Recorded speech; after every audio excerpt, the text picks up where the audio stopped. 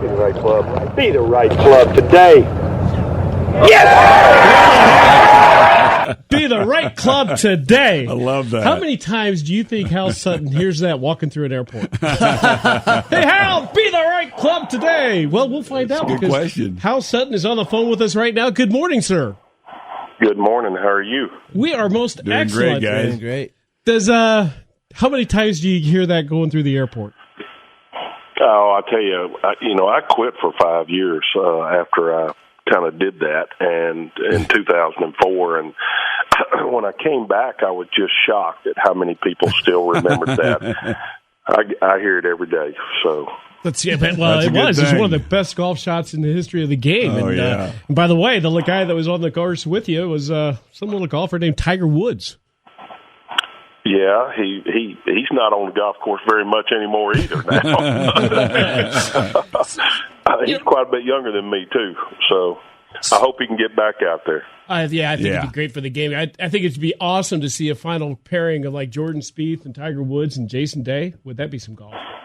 These young studs are just creaming it. So I get this email. You got a new project over in Columbus, Texas, which kind of just popped out of nowhere called the Big Easy Ranch. And I'm looking here at the logo. Definitely there's some Louisiana flair in here because it looks like the New Orleans Saints logo right there. Right. How did this come antlers. about, and where exactly is it in Columbus? It's north of Columbus on Bruns Mill Road. It's a good friend of mine, Billy Brown, has built this, and he called me and asked me if I'd like to be involved with it with him. So here we are out here building a sporting club like no other. There's really no place in America like this. It is a big trophy deer. It's upland game. It's duck hunting. It's fishing.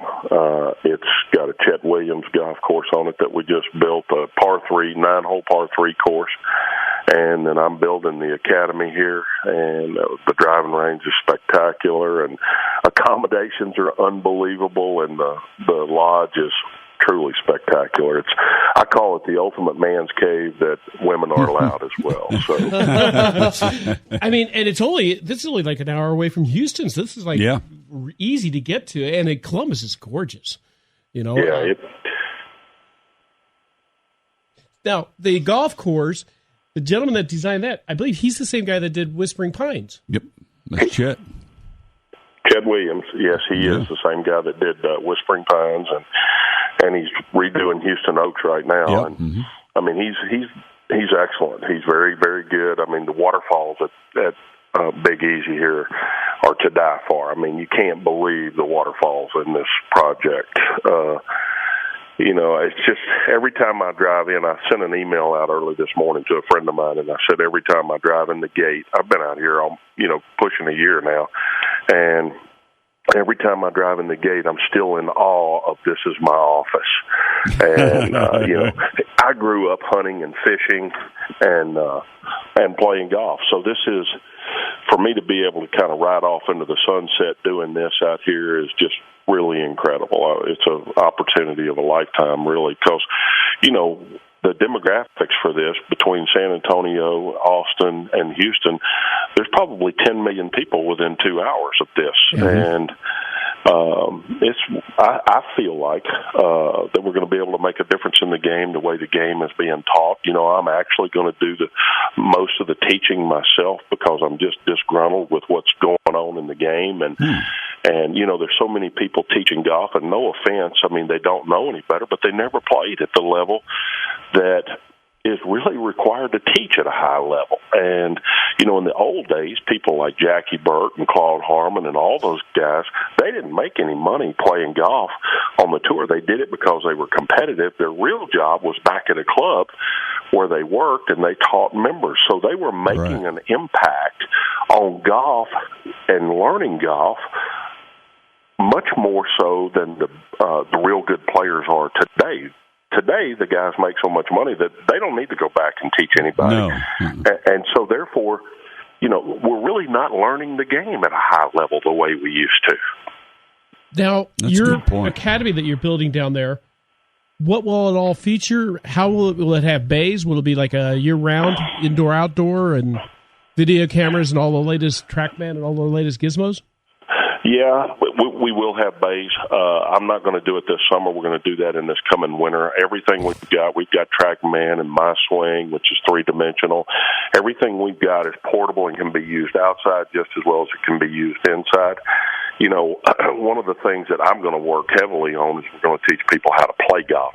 You know, everybody thinks they can learn the game on the driving range, and that's such a fallacy. It's unbelievable. Most of the people don't even know how to make good decisions on the golf course. And, you know, half of getting better would be starting to understand what you're capable of, playing into your strengths and away from your weaknesses. And doesn't matter what level you play golf, that's one of the first things you've got to do. And, you know, that's honesty. What can you really do well and what do you not do well? And, you know, there's so many people just oblivious to all of these things. Why are you so interested in this? Like you said, the guys today make so much money, they don't even have to worry about it. You made a really nice living, Hal. You were very successful on the tour. Why are you so passionate about this? I know you and Jackie Burke go way back, and Jackie's passionate to this day as he was 60 years ago. Why are you so passionate about it? Well, I think Jackie made such an impact on me. You know, he and I have been friends. When University of Houston tried to recruit me, he was the first guy they introduced me to, and we took a liking to each other, and I've just, you know, we've maintained our friendship. And, you know, I went this last Sunday, I had breakfast with Jackie, and, you know, it was important to me to continue to maintain a relationship with him.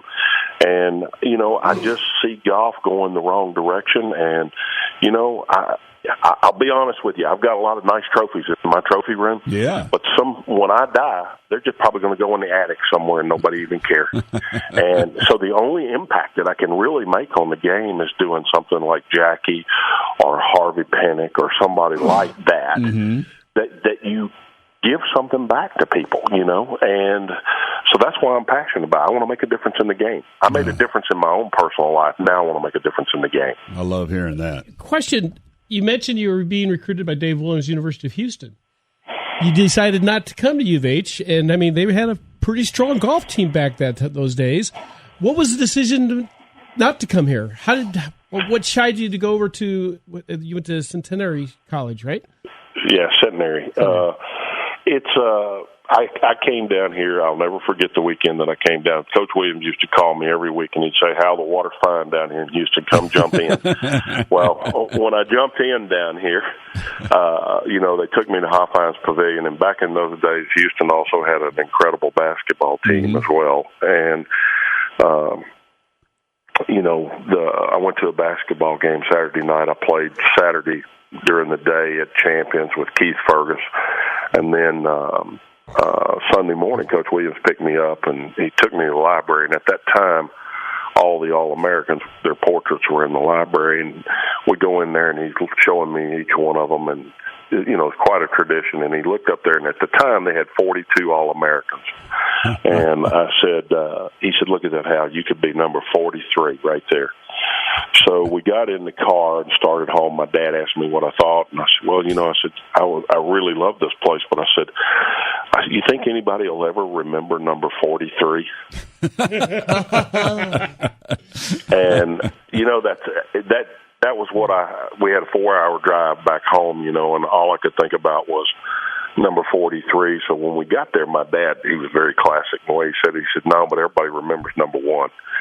And he said, "Centenary's never had an All-American, and you could be the first." And so anyway, I ended up being the first All-American that they ever had. And, you know, I look back, and I made the wrong decision. I should have come to Houston, but it didn't work out bad. It worked out fine. No, it worked out great for you. And by the way, that's a great story, and I got to tell you, being number 1 does say a lot. Yeah. Oh, yeah. That's pretty cool. That is pretty cool. How's your game these days? Well, I don't play as much as I did. I mean, I hit balls some and play a little bit. I'll probably play 3 or 4 times this year, so I go out and say hi to my friends. I'll go out and, you know, you got your the sad part about golf is you get your self-esteem sometimes from how you play golf. You know, that's you kind of live in whether you're good or you're bad because the whole world is weighing in on it. You know, yeah. And and that's true in all sports. You know, the newspapers, the media are talking about you good or bad, and you know. You live a life on a roller coaster, and that's one thing I like about what I'm doing right now is you know, I sleep in the same bed all the time, and I don't live on the roller coaster like I used to. And you know, it's just get up and do the same thing every day and make a difference. And so whether my game is good or bad, it doesn't really matter to me. I'm not trying to make it good. I'm not spending as much time as I used to at trying to do that. Yeah. Well, you've got it going on. Now, I have to ask you, because so many other things go on out there at the Big Easy Ranch. Are most of your guys, are they out there doing multiple things? They're hunting or doing something else, and they're playing golf? Or now is it becoming such a destination, they're just coming for golf and the accommodations? No. The whole premise of this ranch was hunting. And, I mean, we've got, you know, white-tailed deer that score over 300. Wow. We've got, you know, lots of bird fields, and, you know, our duck hunting habitat is unbelievable. I mean, like I said, all the accommodations are great. The golf was really added because of the hunting, because, you know, you hunt in the morning, hunt in the evening. During the middle of the day, you don't have as much to do. So it was basically, Billy said, let's just build a golf course, and and then they can play golf in the middle of the day. And, you know, it's turned out just completely over the top. I mean, I promise you, I've been around the world. I know nice things when I see them. This is an elite by itself for what it is. I'm telling you, there is no peers to it. So, I mean, I'm just, like I said, I'm in awe every time I turn into the gate and realize I'm part of this. It's like, wow, this is unbelievable. No, that's great. So now the Big Easy Ranch over in Columbus, your new project over there, it's open to the public. Anybody can come. It's not a member only or anything, is it? Well, it is members, but it is. We are going to have some outside guests because we're Orvis endorsed, which is only 23 clubs in America that's Orvis endorsed. Mm-hmm. And so, you know, there is a way to get in here, but we are going to have a limited membership. There's a corporate membership and an individual membership, and it's you know, Monday through Thursday, we'll probably have a lot of outsiders that come in, and then the weekends are pretty much reserved for all of the members. But we're not going to have outside play on the golf course. The only way you can actually come play the golf course is either come out for a hunting excursion or come to the academy, because it's only a 9-hole and it's par threes. And if we open this thing up to the public, we'd be busy all the time because. And you know, you'd have divots all in the tees and everything else. So we're trying to keep it very Augusta-like, and in terms of condition. I mean, this thing is in perfect condition, and when people come out and see it, they're in awe of it, to be honest with you. Yeah, so you jump in your golf cart, you got your golf bag on one side and your shotgun on the other. Well, it's funny you say that. Our golf carts are camouflage, and they have the ability to hold a shotgun as well as a golf. And when you come in, we valet park your car, and we'll give you a golf cart when you're staying here, and you move around on the ranch in a golf cart instead of your car. Oh, that is awesome. That is very awesome. Nice. Hal, we're going to take a break. We come back, and we've got a bunch more questions for you. Can you sit tight with us? Sure. So there you go. Okay, I am Smoking Joe. I'm Mulligan Matt. We've got Hal Sutton with us today. And I'm Jason the Pokester. And that's the Avenger, Leslie T. We're going to take a quick break and be right back with Smoking Joe's Driving Range right here on Sports Radio 610. Radio 610. Radio 610.